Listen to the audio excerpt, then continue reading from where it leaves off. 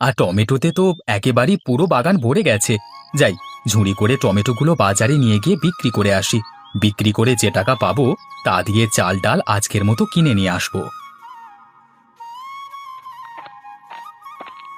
ওগো, কোথায় যাচ্ছো? একটু দাঁড়াও তো। কোথায় আর যাবো গিন্নি, জানোই তো টমেটোগুলো নিয়ে বাজারে যাচ্ছি। যাই, এগুলো একটু বিক্রি করে সংসারে যা যা লাগবে তা নিয়ে আসি। তার সংসারে কি কি লাগবে সেগুলো মনে আছে তো তোমার? কি যে বলো না গিন্নি, মনে থাকবে না কেন? সংসারে চাল ডাল আর কি যেন বললে? এই তো দেখলে, এখনই ভুলে গেছো। শোনো, চাল ডাল আর লবণ আনতে হবে। আরেকটা কথা শোনো, ওই টমেটো বিক্রির টাকা দিয়ে এত কিছু তুমি আনতে পারবে না। এই নাও, এই বেগুনগুলো আমি ওই পাশের বাগান থেকে নিয়ে এসেছি। তুমি এগুলো নিয়ে বাজারে যাও। দেখবে, বাজারে গেলে টমেটোর পাশাপাশি বেগুনগুলোও ভালো দামে বিক্রি করতে পারবে। সে তুমি মন্দ বলনি গিন্নি, দাও দাও।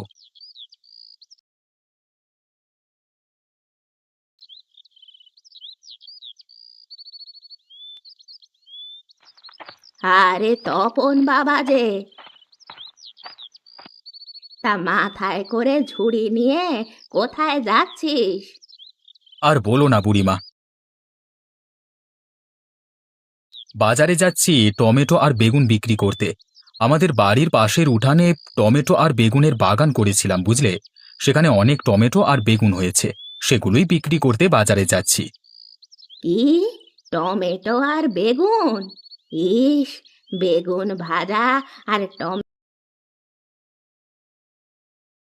ভর্তা কি যে ভালো লাগে, সে আর তোকে বলে বোঝাতে পারবো না। বলো কি বুড়িমা, তোমার তাহলে টমেটো আর বেগুন অনেক প্রিয়? আচ্ছা দাঁড়াও, আমি তোমাকে কিছু টমেটো আর বেগুন দিচ্ছি। আমার কাছে এখন কোনো টাকা পয়সা নেই তো বাবা। আমি তোর থেকে বেগুন আর টমেটো কিনতে পারবো না যে। কি যে বলো না বুড়িমা, তোমার কাছ থেকে আমি টাকা কেন নেব বলো তো? এগুলো তো আমার বাগানের সবজি, তাই তোমার থেকে আমি কোনো টাকা নেব না। তোমাকে আমি এগুলো এমনিতেই দিচ্ছি। আরে, টমেটো আর বেগুনগুলো তো দেখতে খুবই বড় দেখাচ্ছে। শোন শোন তপন, আমি কিন্তু তোর এই টমেটো আর বেগুনের দাম পরে দিয়ে দিব। তুই তাহলে এখন বাজারে যা। বেশি দেরি করলে আবার বাজারের হাট ধরতে পারবি না যে। হ্যাঁ বুড়িমা, তুমি ঠিকই বলেছ। তাহলে এবার আমি যাই গো।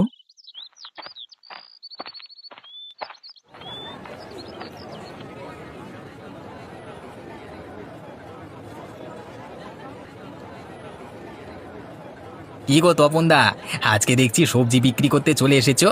তা আজকে কি মাছ ধরতে পারোনি নাকি মাছ পাওনি, কোনটা? হ্যাঁ রে পলাশ, আজকে কোনো মাছ ধরিনি। আমার বাড়ির উঠানে কিছু টমেটো আর বেগুনের বাগান করেছিলাম, ওখানে অনেক টমেটো আর বেগুন ধরেছে, সেগুলোই বিক্রি করতে নিয়ে এসেছি। আরে বাহ, যার বাড়ি খালপাড়ে তাকে দেখছি সব সময় মাছ বিক্রি করে, কিন্তু আজ হঠাৎ সবজি বিক্রি করতে এসেছে দেখে খুব অবাক হলাম। হ্যাঁ, অবাক হওয়ার কিছু নেই পলাশ, আজ সবজি বিক্রি করছি, কালকে আবার মাছ ধরে নিয়ে আসবো। হ্যাঁ হ্যাঁ, তোমার তো আবার খালপাড়ি বাড়ি, যখন ইচ্ছে তখনই মাছ ধরতে পারো। তোমার মতো এরকম খালপাড়ে বাড়ি থাকলে দেখতে মাছ ধরে একেবারে মাছের বন্যা বয়ে দিতাম।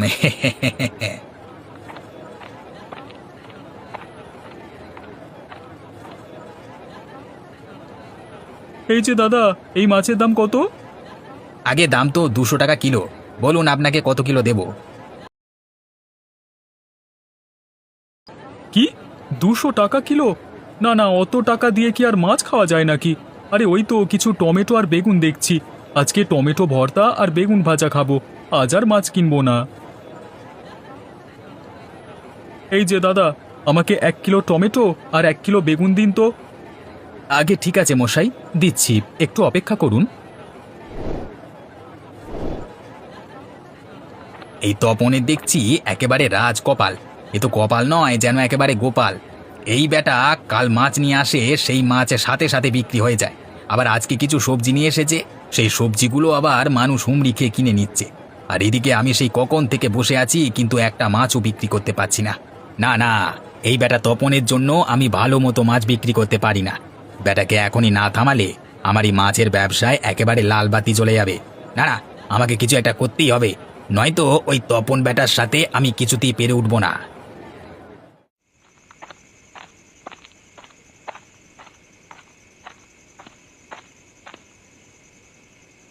তা গিন্নি, আজ কি রান্না করেছো? আজ তো বাজার থেকে চাল ডাল আর লবণ ছাড়া কিছুই আনতে পারিনি গো। তাতে কি হয়েছে শুনি? আমার যা প্রয়োজন ছিল আমি তোমাকে তাই আনতে বলেছি, তুমিও তাই নিয়ে এসেছো। বাকি সব আমি নিজেই জোগাড় করেছি। বাকি সব তুমি নিজে জোগাড় করেছো মানে? মানে আজ কি রান্না করছো বলো তো? কেন, আমাদের বাড়ির সাথেই তো নদী। তুমি বাজারে যাওয়ার পর আমি নদী থেকে কয়েকটা মাছ ধরেছিলাম, আর বাগান থেকে কিছু বেগুন আর টমেটো দিয়ে সেই মাছগুলো কষিয়ে রান্না করেছি। আরে বাহ গিন্নি, দারুণ করেছো তো। সবজির সাথে মাছ, ইস, জমে একেবারে ক্ষীর হয়ে যাবে। দাও দাও, জলদি করে দুটো খেয়ে নি। হ্যাঁ বসো, তোমাকে আমি খাবার বেড়ে দিচ্ছি।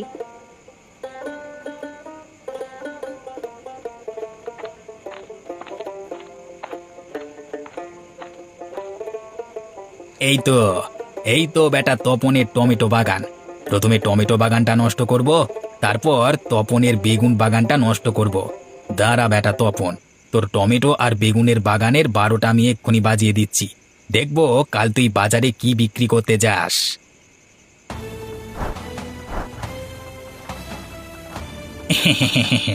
বেটা তপন, তোর বাগানের 12টা বাজানো শেষ। এবার তোর মাছ ধরবার জালের 12টা বাজাবো। তুই না ধরতে পারবি মাছ, আর না করতে পারবি সবজি বিক্রি। এরপর থেকে বাজারে আমি একাই মাছ বিক্রি করব।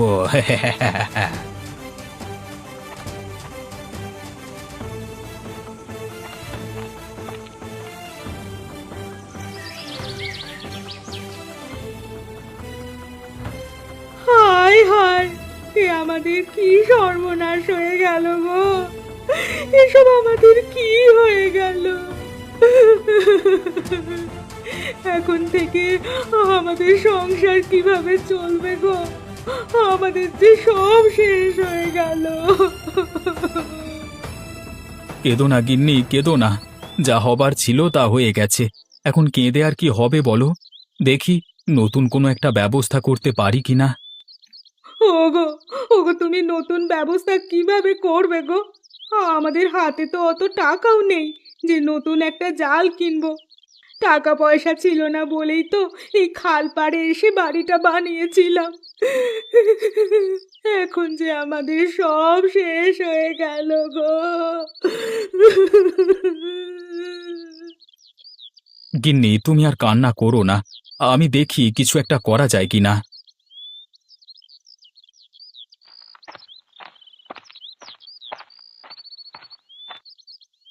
কি রে তপন বাবা, কেমন আছিস?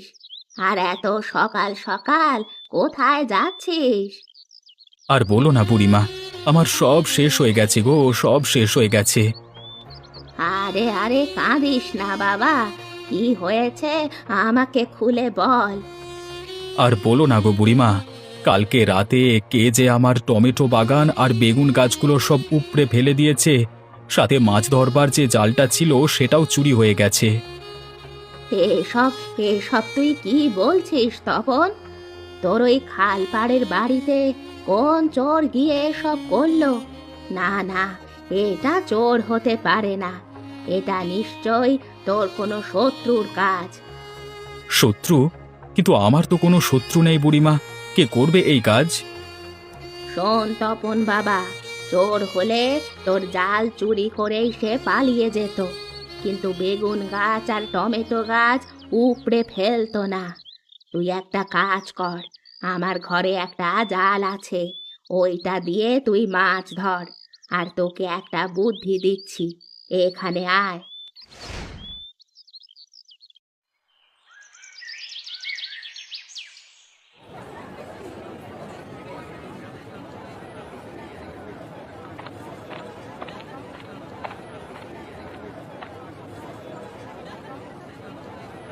আর এ কি দেখছি আমি? তপন দেখছি আজও মাথায় করে বাজারে মাছ নিয়ে এসেছে বিক্রি করতে। কাল রাতেই তো আমি ওর জালটা চুরি করে নিয়ে এসেছি, তাহলে ও মাছ ধরলো কিভাবে? না না না, আজ রাতে গিয়ে তো দেখতেই হয় বেটা নতুন জাল কোথায় পেল।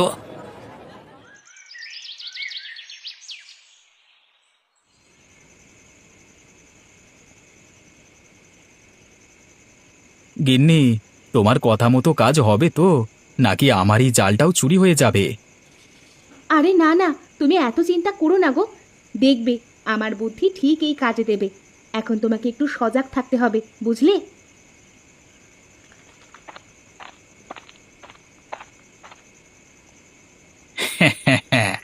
বেটা তপন, দেখবো এবার তুই কিভাবে মাছ ধরিস।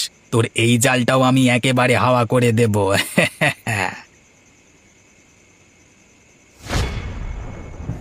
ওরে বাবারে, মরে গেলাম রে, গেলাম রে। আমার পাটা একেবারে গেল রে, গেল। পাটা একেবারে ফুটো হয়ে গেল গো। ছি ছি ছি ছি পলাশ, তোর কাছ থেকে আমি এটা একদমই আশা করিনি। শেষে কিনা তুই আমার বেগুন বাগান আর টমেটো বাগানের পাশাপাশি জালটাও চুরি করেছিলিস। ছি ছি ছি ছি, তোর মতো এত নিচু মনের মানুষ আমি জীবনেও দেখিনি। দাঁড়া, তোর এই পাপের বিচার আমি মোড়ল মশাইয়ের কাছে গিয়েই দেব। মাফ করে দাও দাদা, মাফ করে দাও, আমাকে ক্ষমা করে দাও। আমার অনেক বড় অন্যায় হয়ে গেছে, দয়া করে আমাকে ক্ষমা করে দাও দাদা।